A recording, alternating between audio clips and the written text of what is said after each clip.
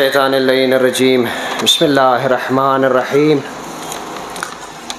الحمد لله رب العالمين والصلاة والسلام على أشرف الأنبياء والمرسلين أما بعد قال الله تبارك وتعالى في محكم كتابه ولا تحسبن الذين قتلوا في سبيل الله أموات بل أحياء عند ربهم يرزقون بر محمد و آل محمد بلندتر صلوات.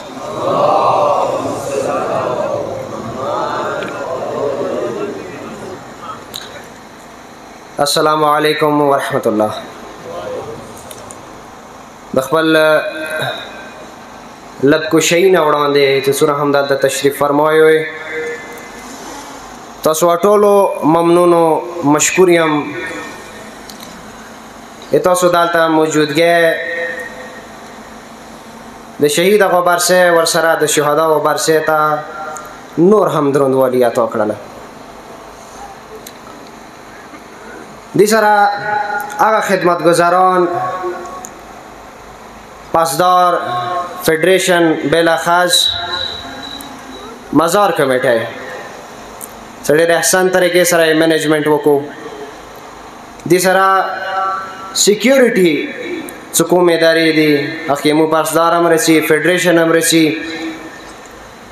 پولیس هم دی آرمی هم دی دعاګوی هم څه پروردګار علم دغو ټولو توفیقاتو کې اضافه کړي.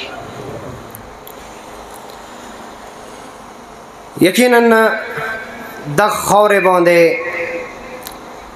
ما باندې بیا تاسو باندې د شهدا و احسانات دي. کنن زه بنده حقیر تاسو سره مخاطب یم و تاسو د بنده حقیر آواز اوروئ دا برکات د شهید وینو دی. موږ د شهدا و احسانات بدله کې څه خوای خو نشو خو دا وای کور ته خپل کور نه ضرور ویلای شو. دا وای یتیمان یو حد پورې ضرور مرسوای شو. خو کوشش مو بداوی چې حسینی دایره نه ادا کارونه مو وکړو.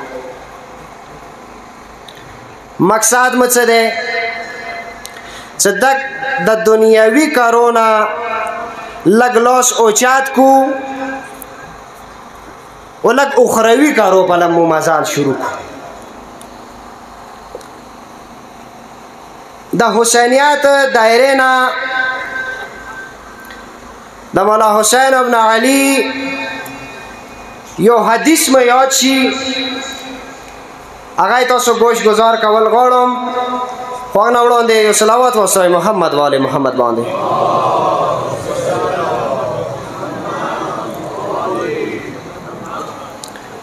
از حدیث کے مولا حسین ابن علی الناس عبید الدنیا والدین لائق على السنتهم فاذا محسوا بالبلا قل الدیان. څه مطلب دی چې انسان خپل انداز کې تاسو انسان د دنیا غلام دی دنیا ته خوشحال دی دنیا ته منډي وي. دین هغه ژبې پورې محدود دی خولې پورې محدود دی عملی میدان کې نه. او چې کله ازمایش کې واچولی شي نه دنیادار د لوړ شي او دیندار کم پاتې شي انگشت شمار پاتې شي. نه دا جمله به زه لازمه وکم چې هغه کس چې هغې زړه کې احساس موجود وي هغه کس چې هغې زړه کې غیرت موجود وي هغه کس چې هغې زړه کې احساس موجود وي هغه د حسینیت دایرې نه بهر وتای نشي او هغه کس چې هغې سره هیڅ نه وي احساس نه وي غیرت نه وي هغه د حسینیت دایرې کې نه وتای نشي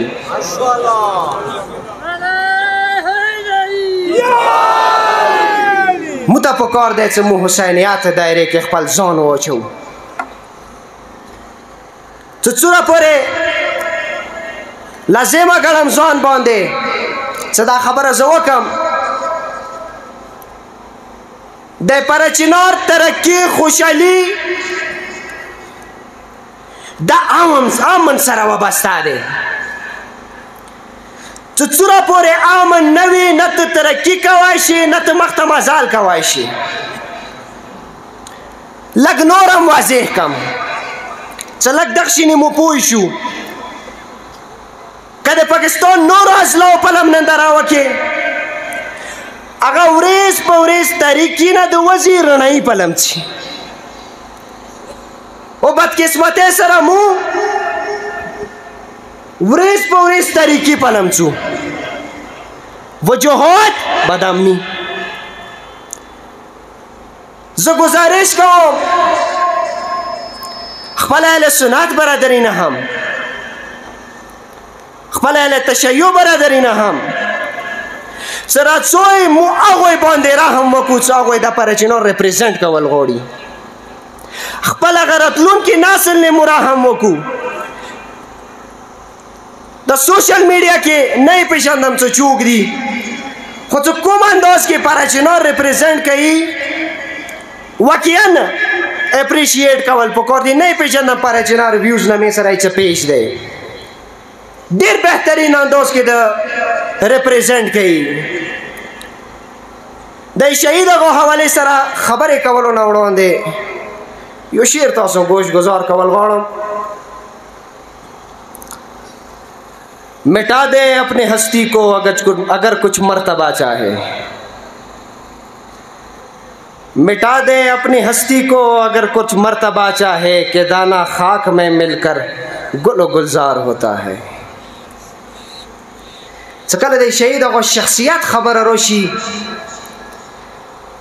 एमो अल्फाज जेर महदूद पहुंचिश पहले शख्सियत दसे दे जी خپل حقوقو د پر आवाज اوچتوله او دلته خبره کوله حق بیاني کوله دا درس د شهید هغه دی ظالم ته ظالم نه ویلله بېشک ورور ته ویلې نه وي دا درس د شهید هغه دی مظلوم ته مظلوم نه ویله बेशक आगा गैर मुस्लिम मिले नवी दा दर्स दे शहीद हो दे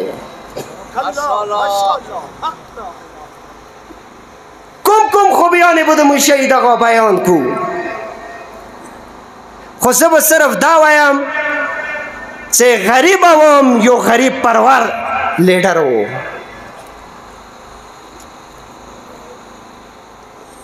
सुरपुरे د شهید هغه قتلینو خبره ده دینه وړاندې هم برسیونه کې ډېر ذکر هم کړی دی هغه خبرې ریپیټ کوله مناسب نه دی خو چې چا هم خپل واس په مطابق د شهید هغه قتلینو حواله سره کار کړی دی ساغامو بینقاب کو دو گویم سے پروردگار علم جزای خیر خدای توفیقات کے اضافہ کی خما یو حد پوری مزال هم کڑے دے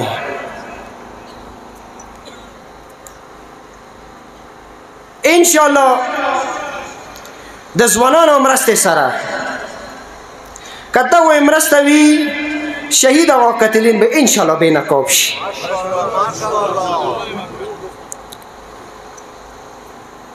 چند جمله خپل تقریر ختمولو نه وړاندې گزارش مده ده چې بغیر د ریسرچ زنا خبره کوله ډیره نامناسبه دی. پکار دا دی چې انسان لږ وړاندې ریسرچ وکړي، احیا ریسرچ وکړي، بعد یا ریسرچ وکړي. ریسرچ نه بعد که هغه خبره کوي هغه ډیر مناسب هم لګي. ایک یو شعر تاسو گوشگزار کول غواړم د خپل تقریر اختتام نه وړاندې. شاعر یای لاکھ روکیں اندھیرے میرا رستہ لیکن، لاکھ روکیں گے اندھیرے میرا رستہ لیکن، میں جدھر روشنی جائے گی ادھر جاؤں گا. والسلام علیکم ورحمۃ اللہ.